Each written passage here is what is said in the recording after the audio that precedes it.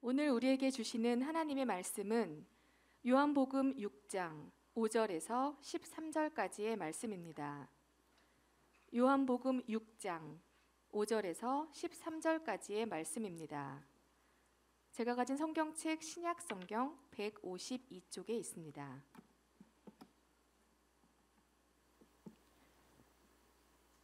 읽겠습니다. 예수께서 눈을 들어 큰 무리가 자기에게로 오는 것을 보시고 빌립에게 이르시되 우리가 어디서 떡을 사며 이 사람들을 먹이겠느냐 하시니, 이렇게 말씀하심은 친히 어떻게 하실지를 아시고 빌립을 시험하고자 하심이라. 빌립이 대답하되 각 사람으로 조금씩 받게 할지라도 200데나리온의 떡이 부족하리이다. 제자 중 하나 곧 시몬 베드로의 형제 안드레가 예수께 여짜오되 여기 한 아이가 있어 보리떡 5개와 물고기 2마리를 가지고 있나이다. 그러나 그것이 이 많은 사람에게 얼마나 되겠사옵나이까. 예수께서 이르시되 이 사람들로 앉게 하라 하시니 그곳에 잔디가 많은지라 사람들이 앉으니 수가 5,000명쯤 되더라. 예수께서 떡을 가져 축사하신 후에 앉아있는 자들에게 나눠주시고 물고기도 그렇게 그들의 원대로 주시니라. 그들이 배부른 후에 예수께서 제자들에게 이르시되 남은 조각을 거두고 버리는 것이 없게 하라 하시므로 이에 거두니 보리떡 5개로 먹고 남은 조각이 12바구니에 찼더라. 아멘. 아멘. 말씀의 제목을 함께 읽겠습니다. 시작. 하나님의 기적은 어떻게 일어나는가? 오늘 본문의 말씀은 오병이어의 기적을 다룬 말씀입니다.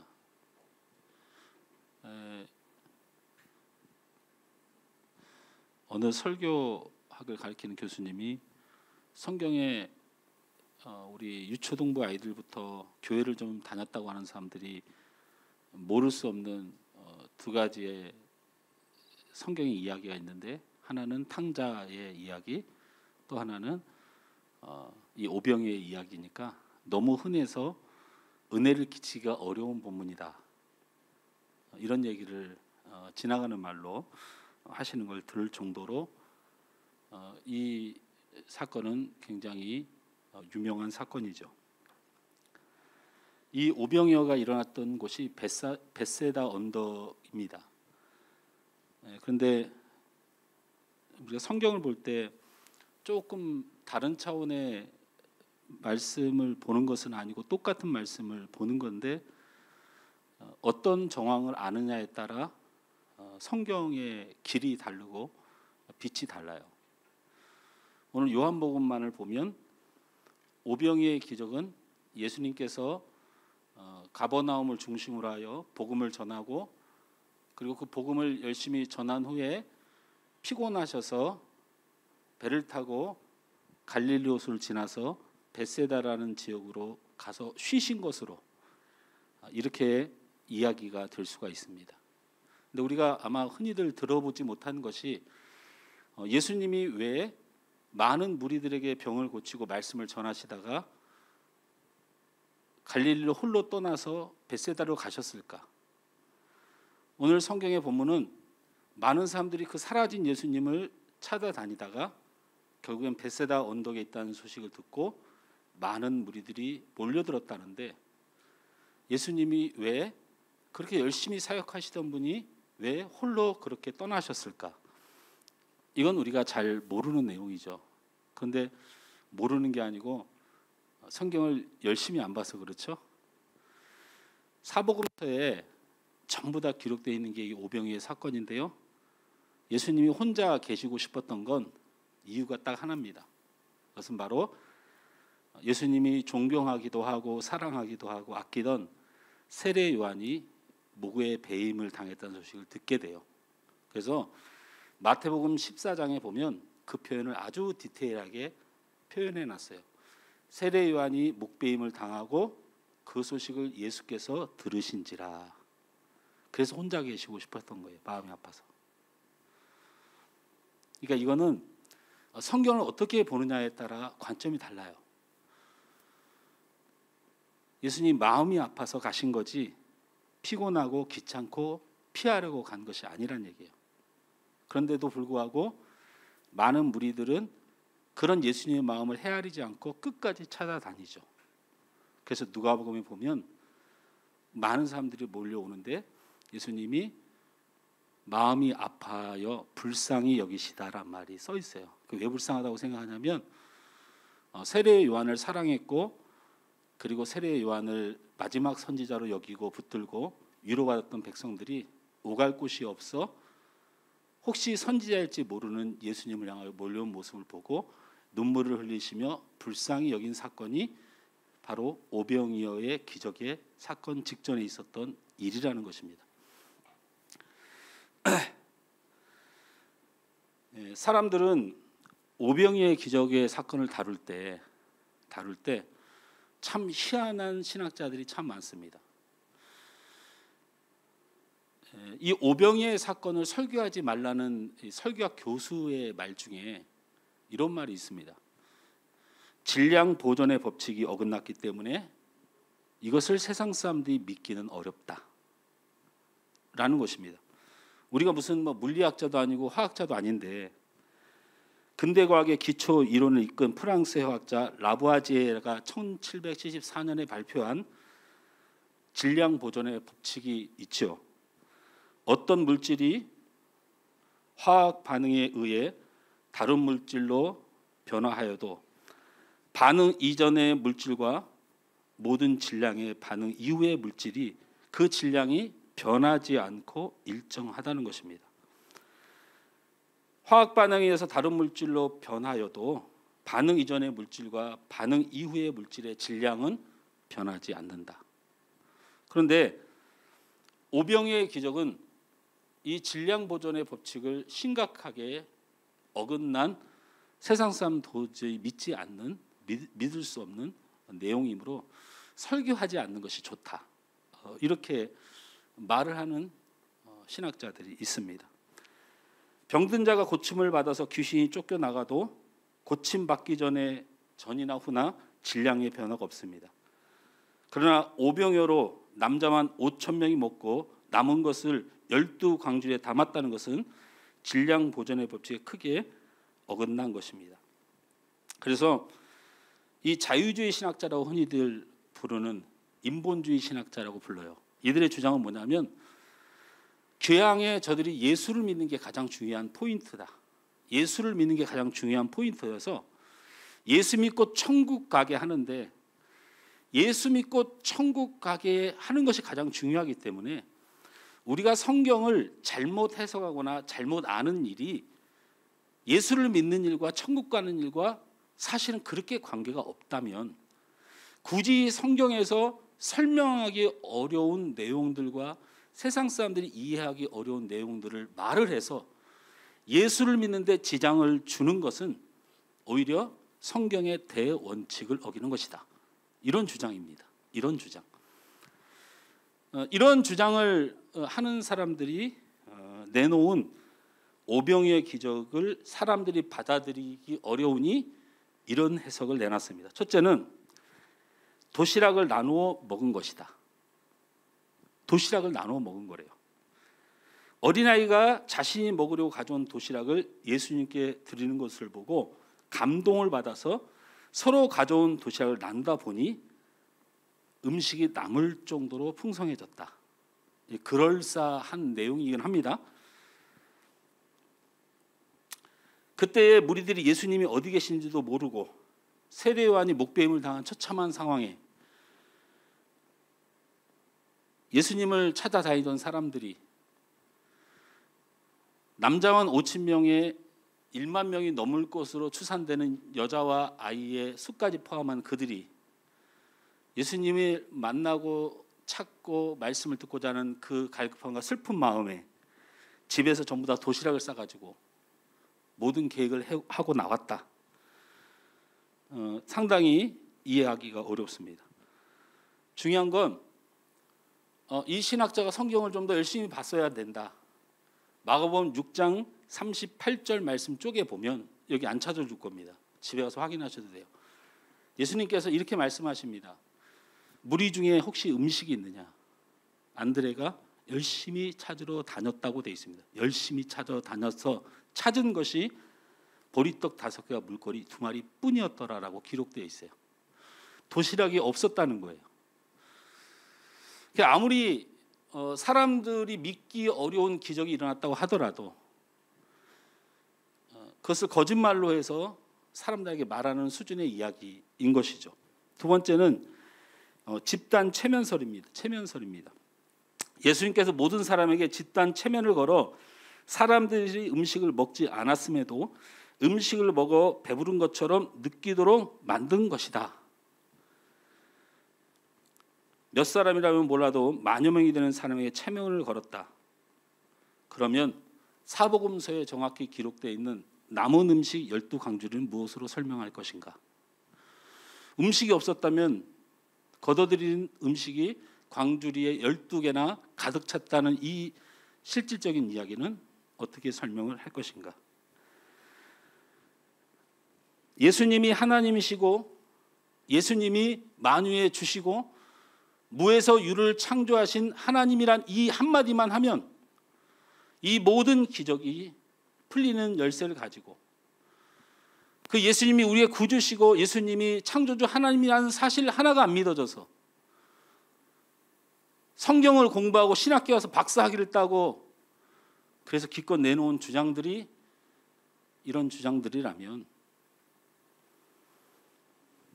왜 이런 해석들이 나올까? 그들은 신학자라고 말하지만 예수님을 믿지 못하기 때문입니다. 누가 저한테 예수님을 제가 만나기만 하면 성령의 충만한 역사가 내게 임하기만 하면 제가 예수님을 못 믿을 게 뭐 있나요?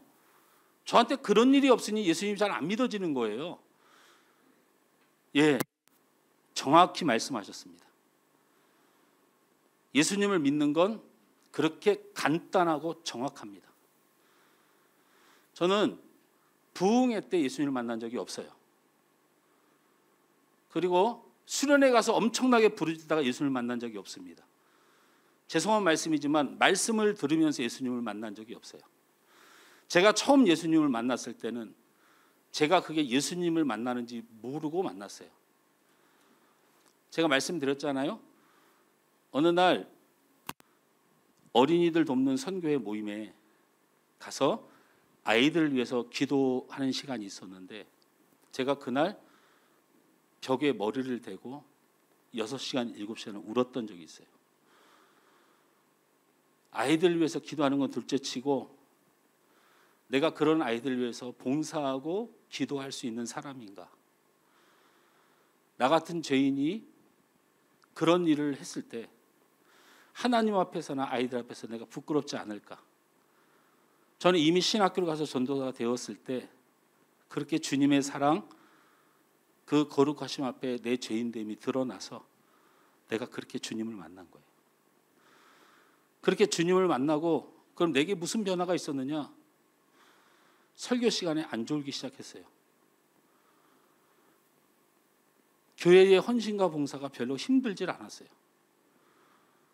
상처도 받고 기분도 나쁜 일도 많이 있었지만 그래도 마지막은 내 부족함을 깨닫고 하나님 앞에 끝까지 일할 수 있도록 인도해 주셨어요.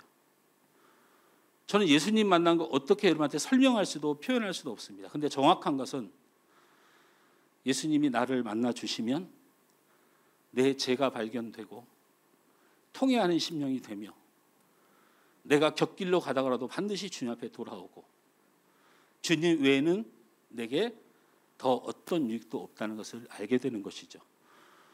나 같은 죄인을 용서하시고 나 같은 죄인을 품어주신 주님이라면 오병이의 기적을 만드는 일은 일도 아니다. 왜냐하면 사람을 변화시키는 일이 이 세상에서 가장 힘든 것을 알기 때문에 내가 100 중에 50이라도 변화됐다면 그건 주님의 기적뿐이다. 사람의 계산으로는 도저히 받아들일 수 없지만 하나님의 계산법으로는 이 기적이 가능합니다. 5 더하기 2는 7입니다. 1 더하기 1은 2입니다. 이것이 세상의 계산법입니다. 우리가 살아가다 보면 이런 세상의 계산법이 맞지 않을 때가 있습니다. 1 더하기 1은 2가 돼야 되는 동업을 해보면 1 더하기 1은 마이너스 수십억이 되는 경우도 봅니다. 돈 잃고 사람 잃고 이렇게 우리의 인생은 사람들의 계산법이 맞지 않을 때가 많습니다. 하나님의 계산법도 세상의 계산법은 설명 안 되는 일이 많습니다. 삼위일체는 1 더하기 1 더하기 1은 1입니다. 그래서 안 믿는 거예요, 사람들이. 1 더하기 1 더하기 1은 3으로 하나님을 표현하면 사람들은 다 믿습니다. 근데 성경은 삼위일체 하나님을 설명할 때 1 더하기 1 더하기 1은 1로 설명합니다.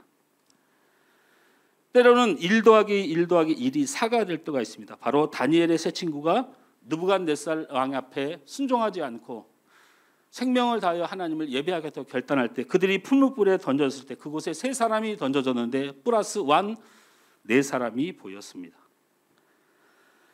많은 사람이 있어도 그 많은 사람들에게 예수가 없으면 그들의 영생은 없는 것입니다.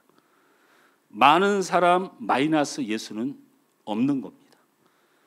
아무리 많은 은사를 가져도 사랑이 없으면 아무것도 아닙니다. 많은 은사 마이너스 사랑은 0입니다. 하나를 심었는데 30배, 60배, 100배를 얻습니다. 1 더하기 하나님은 30, 60, 100이라는 정답을 가지고 있습니다. 사르밧과의 마지막 빵 하나는 그 통과 병과 밀가루가 떨어지지 않는 축복이 되었습니다. 마지막 빵 하나 드림 플러스 하나님은 풍성과 축복의 열매입니다. 오늘 우리는 이 세상의 계산법으로 절망하고 있다는 것입니다. 오늘 성경에 예수님의 제자들이 세상의 계산법으로 절망하고 있는 것입니다. 우리의 삶도 이와 마찬가지입니다. 세상의 계산법으로 절망하고 있습니다.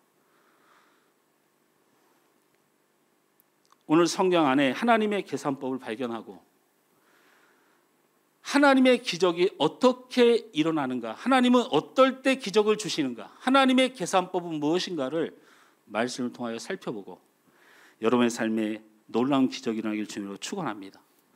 첫 번째, 기적은 빈들에서 일어납니다.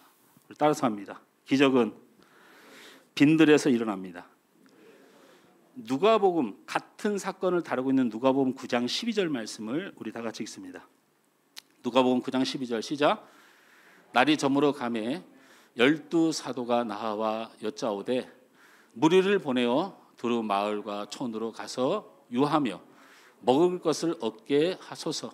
우리가 있는 여기는 빈들이니이다 라고 그랬어요.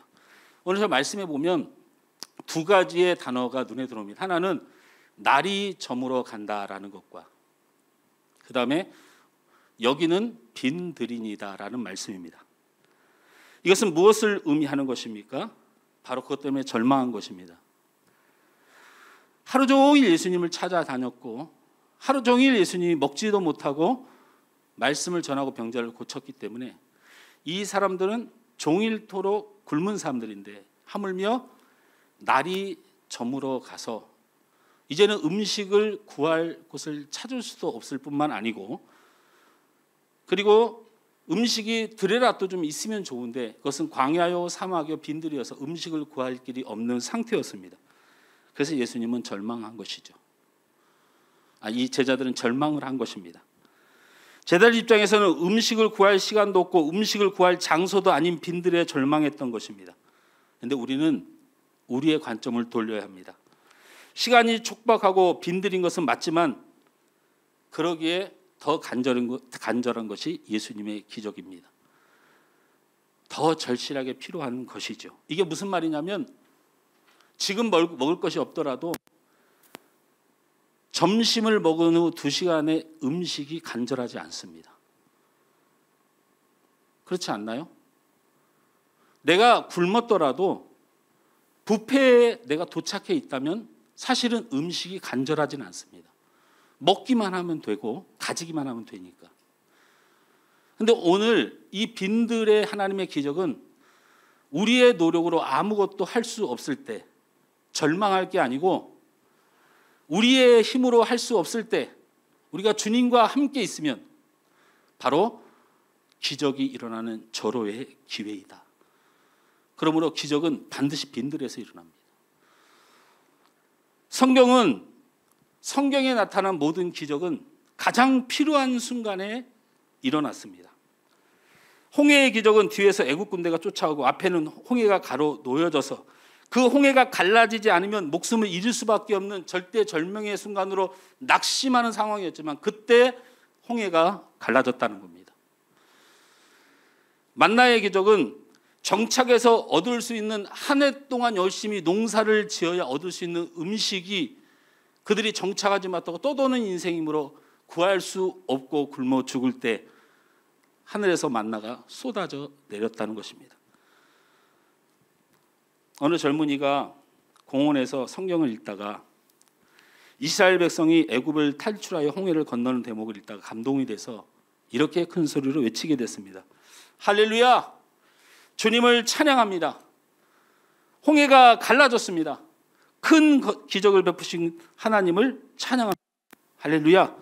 이렇게 외치는데 마침 그곳을 지나가던 자유주의 신학자, 이 인본주의 신학자가 지나가다가 이렇게 말합니다. 이와 젊은이, 홍해가 갈라졌다, 홍해를 건넜다 그렇게 말하지 말게. 홍해는 가보면 진짜 바다가 아니네. 물의 깊이가 몇 인치도 되지 않아. 그걸 바다라고 우겨도 안 되고 그것이 갈라졌다고 말해도 안 되고 그냥 거기는 그냥 사람이 텀벙텀벙 건너는 곳이지 건너기가 어렵거나 물이 갈라지는 장소가 아니네. 몇 인치라고 하니까 여러분 1인치는 2.54, 3cm가 안 됩니다. 한 요 정도 되는 거예요. 1인치가. 몇 인치라고 했으니 몇십 인치도 아니고 몇 인치라고 했으니 한 요 정도 되나 보죠. 한 30cm. 이렇게 말을 했습니다. 이 젊은이는 그 자유주의 신학자의 말도 굉장히 마음에 절망을 했습니다. 실제 홍해는 여러분 수에즈 운하의 초입입니다. 여러분 홍해를 지도에서 찾아보면 유럽과 이 소아시아, 아시아가 우리를 얘기하는 거 중동 지방과 연결하는 아주 관문에 홍해가 위치해 있습니다. 홍해는 북단 쪽으로 두 갈래로 갈라져 있는데 북서쪽 수에즈만이 있고 하나는 북동쪽에 아카바만이 있습니다. 근데 이 북서쪽의 수에즈만 쪽 물이 얕습니다. 이 자유주의 신학자가 돈이 없어서 거기만 갔다 온 거예요. 제 말이 이해가 되시나요? 한강만 해도 이렇게 큰데 어디 중년촌쯤 가가지고 거기 좀 걸었다고 여기 발목에 잠겼느니 안 잠겼느니 떠드는 이 수준.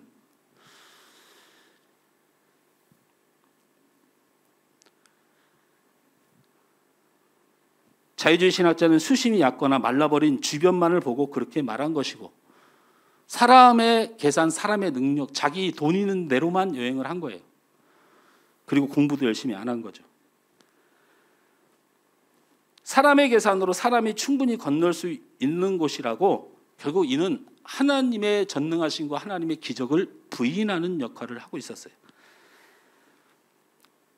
고민에 빠진 젊은이를 뒤로하고 자유주의 신학자는 길을 가는데 저 뒤에서 젊은이가 큰 소리로 더 큰 소리로 외칩니다. 할렐루야! 몇 센치도 안 되는 물에 온 애국 군대를 수장시킨 하나님을 찬양합니다. 이 젊은이는 하나님의 능력과 하나님의 행하시기를 믿는 사람이었어요. 그러니 자유주의 신학자 말을 잘 받아들이더라도 30cm도 안 되는 물에 그 엄청난 군대와 기마병들이 다 빠져 죽고 그러니 얼마나 더 큰 기적을 발견했습니까?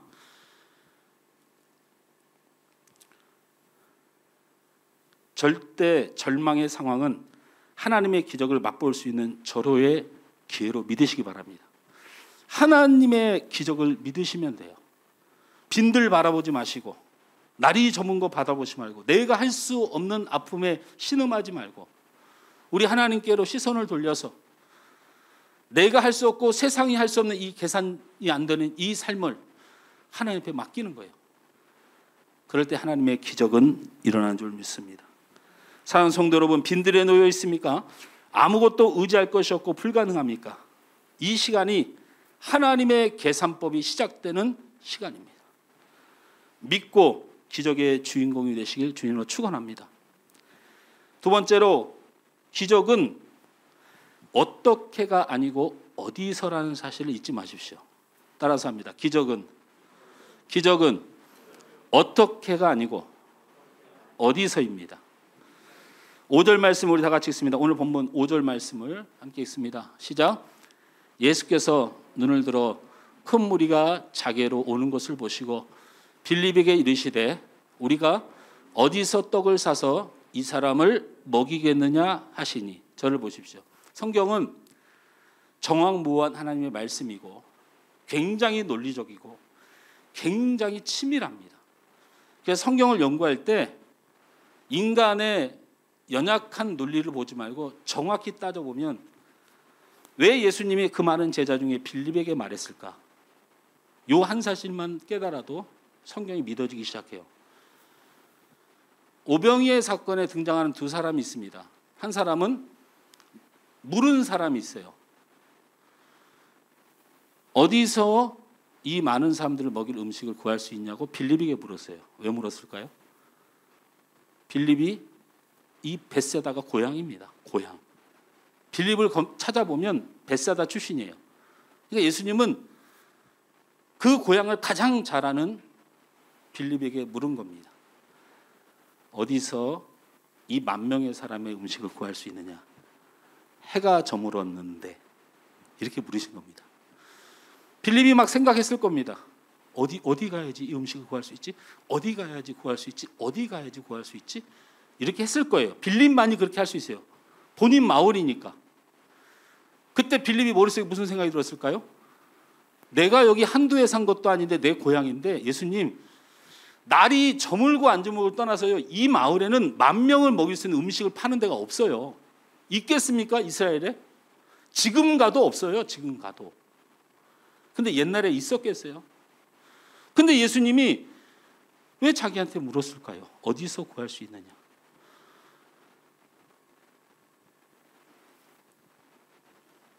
재밌는 것은 이 말씀을 던진 이유를 성경이 밝히고 있다는 거예요. 6절 말씀을 다 같이 읽어봅니다. 왜 이렇게 물으셨을까? 시작. 이렇게 말씀하심은 친히 어떻게 하실지를 아시고 빌립을 시험하고자 하심이라. 저를 보세요. 여기 어떻게라는 단어가 나와요. 예수님은 어떻게 해야 될지 아시는 분이에요. 그러니까 어떻게는 예수님이 아시는 거예요. 우리는 어디만 찾으면 돼요. 우리는 어디만 찾으면 돼요. 근데 이걸 거꾸로 살아요. 오늘 성경은 우리에게 말을 하기를 너희는 어떻게를 고민하지 말고 그건 예수님이 아시는 일이고 어디서만 고민해라. 그래서 예수님이 빌립에게 시험하는 거예요. 그게 어디겠느냐 물으신 거죠. 근데 빌립이 예수님이군요. 그 어디가 예수님이군요.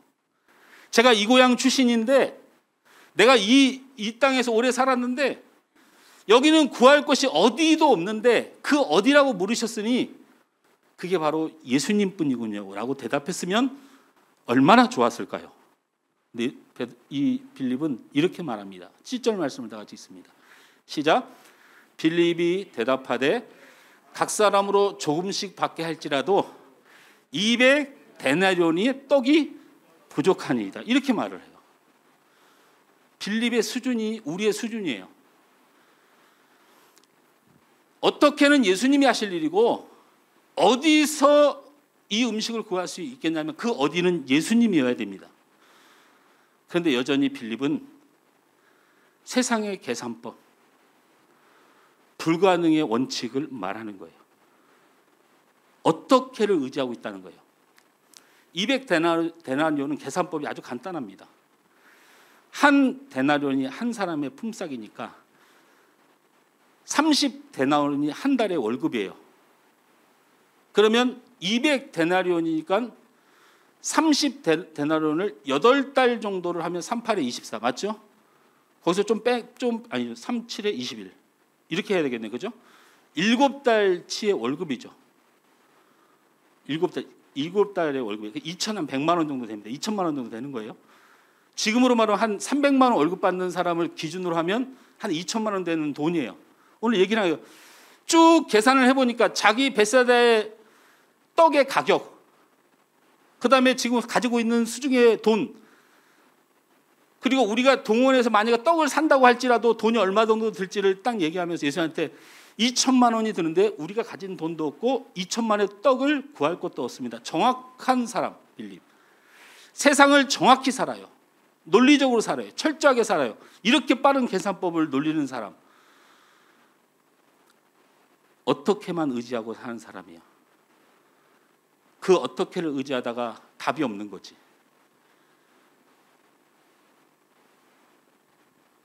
어떻게 성공하냐고요?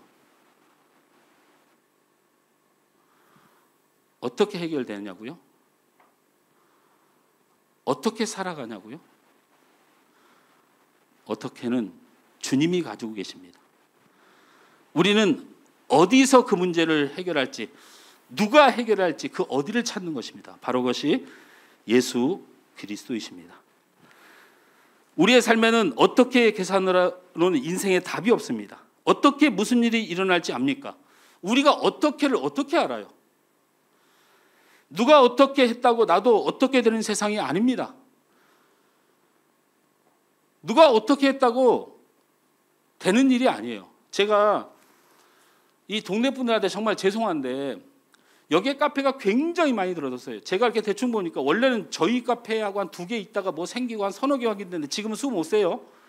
여기 안에 저 뒤쪽 골목 저기 조그만 데까지 커피숍이 한 10대 개는 돼요. 요 짧은 공간 안에. 근데 이분들이 전부 다 저 별내 카페촌을 꿈꾸고 여기다가 만들어요. 근데 희한하게 카페들이 망하지를 않아요. 망하지를 않으니까 답사를 좀 해보고 카페가 몇 년씩 4년씩 3년씩 카페가 망하지 않거든요. 그러니까는 돈 작게 가진 사람이 좀 어떻게든 카페를 하면 우리도 저 카페처럼 잘 되겠지 하고 차리는데요. 저희 장사 때문에 얘기하는 게 아니라 우리 장사 겁나 잘 됩니다. 하루에 3탭 4탭씩 가요. 겁나 잘 돼요. 걱정하지 마세요. 그리고 우리는 월급을 안 받잖아요. 여러분 그 카페에서 찾는 우리 조폭 출신들이 와요. 일찍 문 닫았어요? 막 이러고 준혁이였어요. 준혁이는 그 조폭 피해 다녀야 됩니다. 준혁이가 뭐라고 말했는데 뭐가 맛있어? 이러니까 준혁이가 뭐가 맛있다고 말했나 봐요. 근데 그분이 딱 마시더니 맛이 없으니까 그놈 어디 갔어? 막 준혁이가 좀 도망갔어요.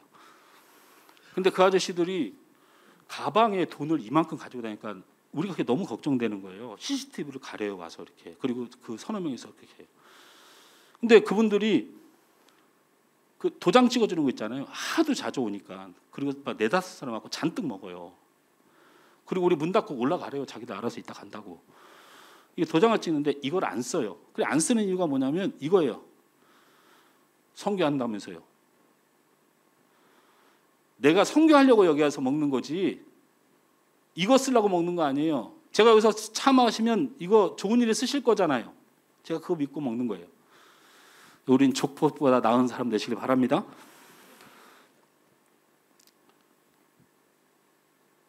우리는 이 세상을 어떻게 산다, 어떻게라고 누가 세상을 의지해서 여러분 여기 카페가 망하지 않는 초창기의 카페들이 망하지 않는 이유는요. 건물주들이라서 그래요. 건물주들이 운영을 하는 카페들이에요. 다 여기가. 그런데요. 그것도 모르고 그거 믿고 들어왔다가 손님 없습니다.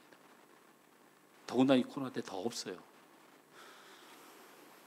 우리의 삶에 어떻게라는 계산법으로 살 수 있는 게 없어요. 누구가 내 표본이 되는 일이 없어요. 제가 우리 여기서 설교 시간에 우리 강일 형제 얘기를 해서 죄송합니다만은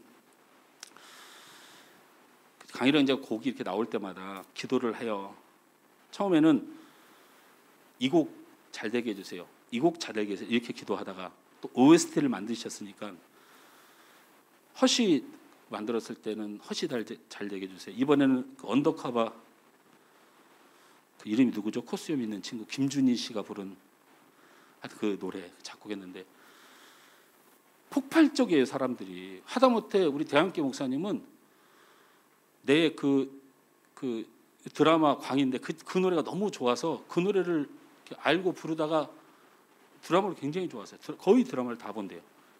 근데 내가 그거 우리 강일원 제가 작곡을 한 건데 깜짝 놀라거든요. 제가 그런 생각이 들었어요. 하나님 앞에 기도하는데 어느 것을 더 터뜨려줄지를 내가 결정할 수는 없어요. 보니까 이게 최고이고 이게 대단하다고 해서 그게 잘 되는 게 아닌 게 저 세상이에요. 어떻게가 없어요. 저는 그냥 기도할 때 하나님이 어디서 주님이 하실 일이다. 하나님이 쓰시고 하나님의 영광을 위하여 일하실 거면 어떻게가 아닌 어디서인 주님이 책임져 주시라고 기도하게 됐습니다. 우리는 이것을 믿음이라고 말하는 겁니다. 믿음. 우리는 모든 걸 해결해 주신 예수님께로 나아가야 됩니다. 기적은 세상의 방법으로 어떻게 찾아 일어나는 것이 아니고 어디서인 예수님에게서 일어나는 것을 잊지 마시기 바랍니다. 예수님 만나십시오. 예수님 찾아오시고 성공을 얘기하세요. 예수님께 기도하시고 예수님 사랑하고 내 삶을 평안으로 지내시면 됩니다. 우리가 어떻게를 의지하지 말고 어디서를 찾아야 됩니다. 바로 그 기적은 예수님에게서 나옵니다. 세 번째로 기적은 드림에서 일어납니다. 우리 8절 9절 말씀을 다 같이 읽습니다. 8절 9절 시작. 제자 중 하나 곧 시몬 베드로의 형제 안드레가 예수께 여짜오되 여기 한 아이가 있어 보리떡 5개와 물고기 2마리를 가지고 있나이다. 그러나 그것이 많은 사람들에게 얼마나 되게 싸웁니까? 여러분 성경은 제가 정확하다고 얘기했죠. 안드레가 왜 등장했을까요? 안드레가 왜 등장했을까요? 빌립은 왜 등장했어요?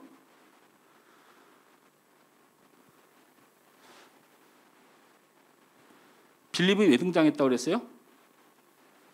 고향이 베세다라고요. 그럼 제가 다시 물을게요. 안드레는 왜 등장했을까요? 제가 어려운 질문하는 것 같아요. 답을 가르쳐주고 싶어서 하는데. 빌립은 왜 등장했냐면 고향이 베세다여서 그랬어요. 그럼 안드레는 왜 등장했을까요? 안드레의 고향도 베세다였기 때문에 등장했겠죠. 이런 분들하고 설교를 안 지겠습니다. 안드레하고 빌립은 친구예요. 친구. 고향 친구.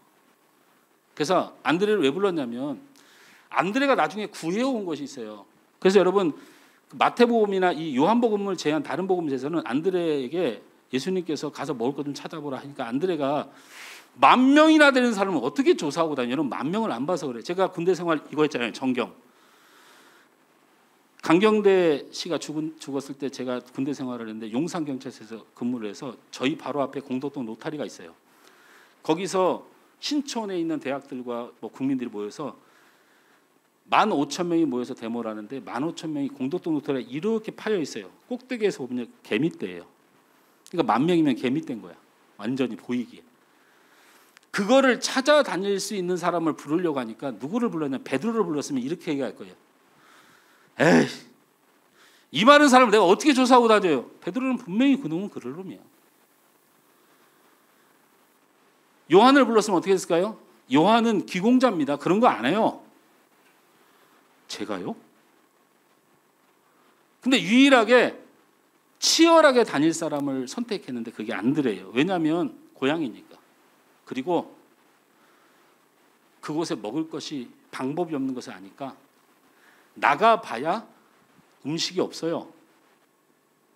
구할 곳이 없어요. 천상 이 안에서밖에 해결 방법이 없다고 유일하게 생각하는 사람이 안드레예요. 그 지역을 잘 알고 그 환경을 잘 알아. 그래서 열심히 다닐 수 있는 사람이 안드레예요. 그래서 예수님이 안드레를 불러서 한 거예요. 그래서 안드레가 다녀본 후에 가져와서 보리떡 5개와 물고기 2마리 외에는 찾을 수가 없었습니다. 이렇게 보고를 하는 거예요. 그런데 들어보세요. 일반적으로 이스라엘 사람들은 밀로 된 빵과 물고기를 먹습니다. 이게 무슨 의미냐면 그렇게 가난했던 사르밧 과부의 먹던 마지막 음식이 밀빵이에요. 그러니까 아무리 가난해도 밀빵은 먹습니다. 근데 이 소녀가 지니고 있던 건 보리떡이에요. 이게 뭘 말하는 거냐면 여러분 자식에게 자기보다 더 좋은 걸 주죠. 저희 집에 치킨을 시키면 저는 아이들 눈치 보면서 먹어요. 여러분 치킨 한 마리에 김준혁, 김수인 붙어 있으면 먹을 마음 사라집니다.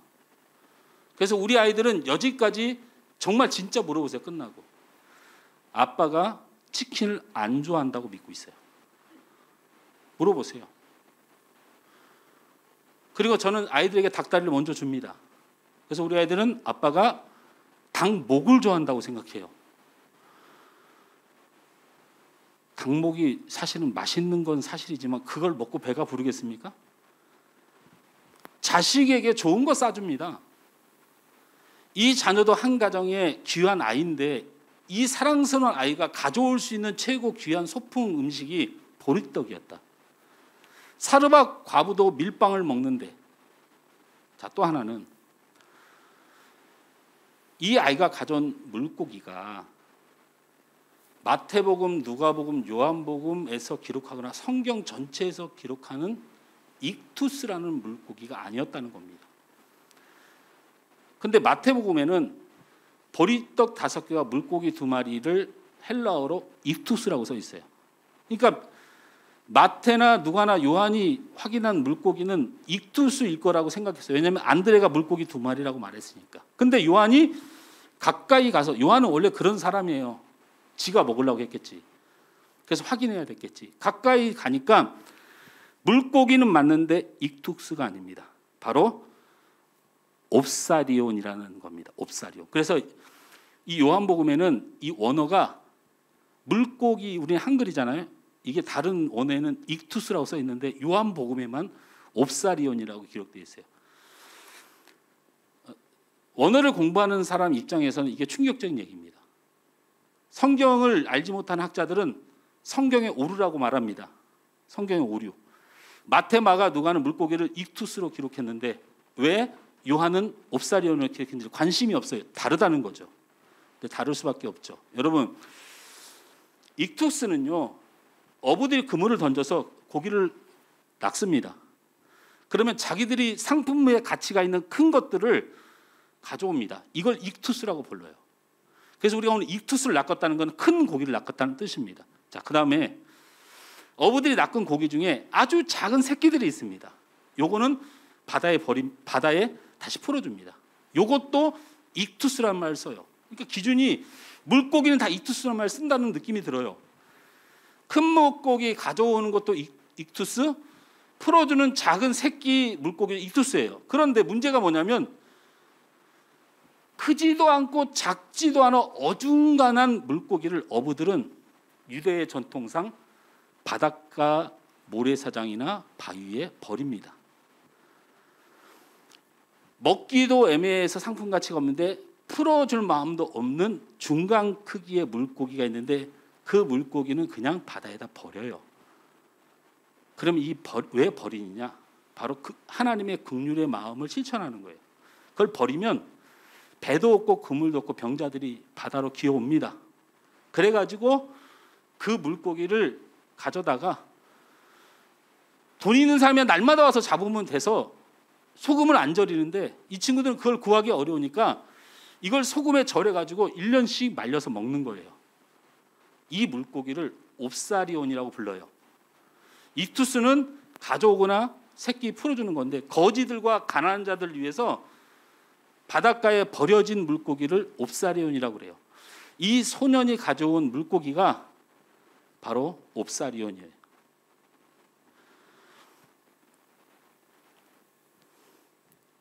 우리 주님이 하늘에서 만나를 쏟아붓게 하신 하나님의 능력이 있다면 벳사다 빈들의 허기지는 백성을 위하여 만나를 쏟아부으면 되는 거예요. 그리고 그 현장이 죽은 자가 살아나고 병든 자가 고침을 기적의 체험의 현장이 이미 벌어졌으니 기적이 새삼스러울 게 없을 텐데 왜 예수님은 이걸 받으셨을까? 기적은 드림으로 시작된다라는 걸 우리에게 보여주는 것이에요.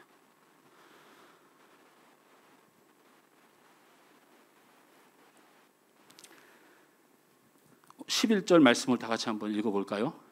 어떤 일이 벌어져서 기적이 일어나는지 한번 보십시다. 11절 시작. 예수께서 떡을 가져 축사하신 후에 앉아있는 자들에게 나눠주시고 물고기도 그렇게 그들의 원대로 주시니라. 저 물고기가 익투스로 써 있어요. 이게 장난하는 것도 아니고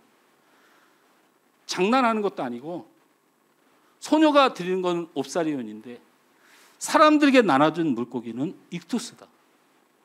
이미 화학적 반응이 일어나서 기적이 일어난 상황이에요. 근데 보면 축사하셨다라고 돼 있는데 여러분 이건 너무 상식이 돼서 잘 알잖아요. 축사하신 적 없어요. 이거는 뭐예요? 유카리스테오라는 단어죠. 감사하시다라는 거예요. 아이가 드렸더니 고마워 하셨다는 거예요. 여러분의 작은 헌신, 작은 주님을 사랑하는 마음도 우리 주님이 감사하세요. 우리 주님 감사한 마음으로 받으시고 하나님 앞에 이렇게 말씀하셨어요. 하나님, 이 가난한 아이가 하나님 앞에 드린 것입니다. 기적은 그래서 일어난 거예요. 우리가 왜 교회에서 헌신해야 되고 우리가 왜 주를 위하여 살아야 되냐면 그 작은 정성, 부족한 힘이나마 주님 앞에 드릴 때 우리 주님이 감사해 하세요. 그리고 하나님 앞에 자랑합니다. 이 아이가 옵사리온을 먹는 아이입니다. 이거 주님 앞에 드리잖아요. 하나님, 이 아이를 축복해 주세요.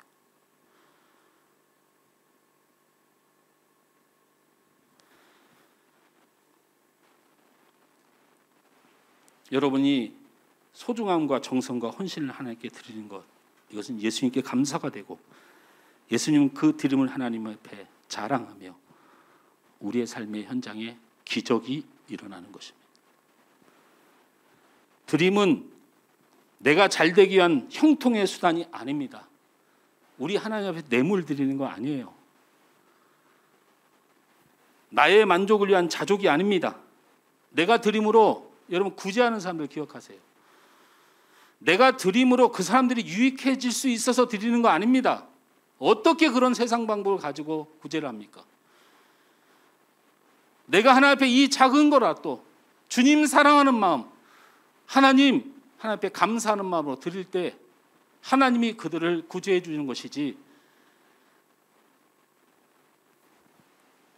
드림은 뇌물도 아니고 내 만족도 아니고 누구를 위한 배려도 아닙니다. 드림은 우리를 인도하실 전능하신 하나님을 기쁘시게 하는 일입니다. 여러분 물질을 드리고 철저하게 드리세요. 11조도 하고 감사도 하고 열심히 헌금하세요. 땅에 절대 허투루게 쏟아지지 않습니다. 하나님이 그 목사 갔다가 횡령한다고 하나님의 뜻이 멈춥니까? 여러분 자꾸 그렇게 부패하고 부정적인 생각 버리고 어떻게 사람의 잘못을 향하여 하나님의 실수를 끄집어내려고 하세요. 여러분이 할 건 철저히 하시고 그 하나님 받으시고 일하시는 거지, 그 물질을 목사가 막 쓰고 재정부가 쓰고 막 이렇게 쓴다고 해서 하나님의 일이 멈춥니까? 하나님 앞에 할 일만 하세요. 봉사하고 헌신한 여러분 별일이 다 있고 별소리 다 있고 별 가슴 다 때려치고 집어치고 싶은 마음이 들더라도 여러분 하나님한테 하시는 거잖아요. 하나님은 정확히 일하시죠. 말씀을 맺습니다. 기적은 날이 저물고 빈들에서 일어났습니다. 제자들은 절망인데 여러분은 절망하지 마십시오. 가장 필요한 때 기적은 일어납니다. 우리는 힘들고 어려운 일 앞에서 절망하지 말고 그때가 하나님의 기적의 때임을 믿고 하나님 앞에 기도하시길 바랍니다.